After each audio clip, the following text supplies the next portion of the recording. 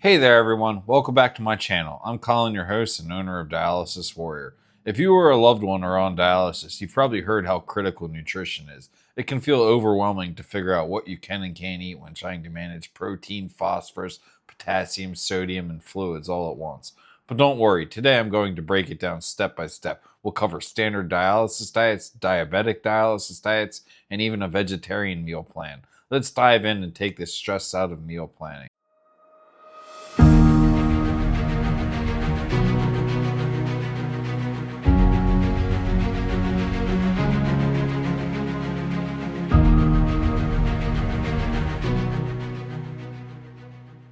First things first, why do we focus so heavily on diet if you're on dialysis? Well, your kidneys are no longer removing excess waste and fluids efficiently, so what you eat and drink can significantly impact your overall health.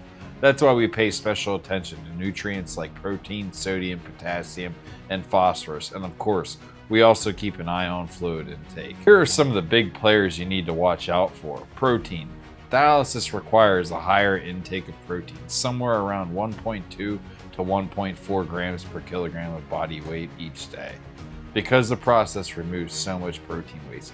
Lean meats like chicken, turkey, fish, and lean beef are good options. Sodium. You should aim for under 2,000 milligrams per day.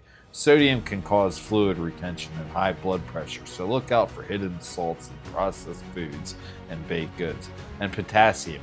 Keep it around 2,000 milligrams a day, depending on your labs. Foods like bananas, oranges, potatoes, and tomatoes can quickly push your potassium up, so you may want to limit or leach them.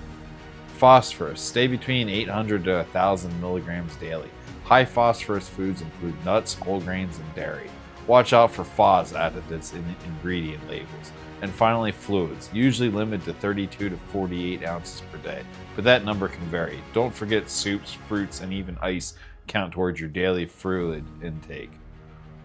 Let's look at a quick example of how a typical week might look if you're on dialysis, but don't have additional conditions like diabetes or follow a vegetarian diet. On day one, for breakfast, you could have scrambled eggs with white toast and apple slices, and at lunch, try some grilled chicken, some white rice, and some sauteed green beans. And finally, for dinner, try out some baked salmon, roasted cauliflower, and a small dinner roll. All of these meals focus on lean protein, low potassium veggies, and a controlled amount of carbs and healthy fats. Now, if you also have diabetes, your meal plan changes a bit to keep blood sugar levels in check. Here's what that looks like. Limit refined carbs like white bread or pasta, or eat them in very small amounts. Opt for high fiber, low glycemic carbs in moderation like quinoa or whole grain bread. Again, keep it to small portions. And include lean meat to maintain muscle mass. And when you cook, use healthy fats such as olive oil and go light on nuts or seeds because of phosphorus and potassium. And avoid added sugars and fruit juices. For instance, on day one, you could do for breakfast scrambled eggs, 1 slice of whole grain toast, and a small portion of fresh strawberries.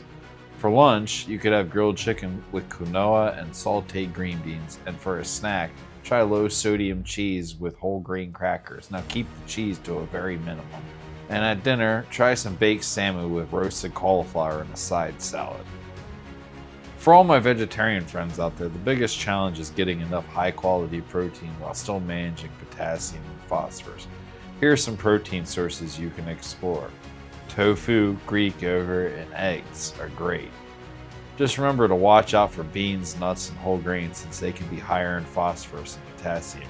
The key is portion control and sometimes boiling high potassium veggies first to reduce potassium levels. That's called leaching. Let's say on day 2 you might have at breakfast oatmeal with almond, milk, cinnamon, and a small portion of walnuts. For lunch, you could try a chickpea salad. Now make sure it's low sodium with bell peppers and cucumber plus a whole wheat pita. And at dinner, try stir-fried tofu with white rice and steamed carrots. No matter which diet approach you follow, standard, diabetic, or vegetarian, here are some general tips to follow. You should always season wisely. Use herbs and spices like rosemary, thyme, basil, garlic, and onion instead of salt. Always leach your vegetables. Soak the high potassium veggies in water before cooking for a few hours to reduce their potassium content. And always read labels. Watch for phosphorus additives. Anything that starts with phos. Portion control. Be mindful of how much you're eating, especially when it comes to fluids. Consult a dietitian. Everyone's lab results and dietary needs are different, so getting personalized advice is critical. If you found this video helpful, please give it a thumbs up and subscribe for more kidney-friendly tips. Also, feel free to share your own meal ideas or recipes in the comments below. Hearing from you helps this community grow and support each other. Thanks so much for watching. I hope these meal planning strategies empower you to take control of your nutrition while on dialysis. Remember, you've got this. Stay strong, stay healthy, and I'll see you next time.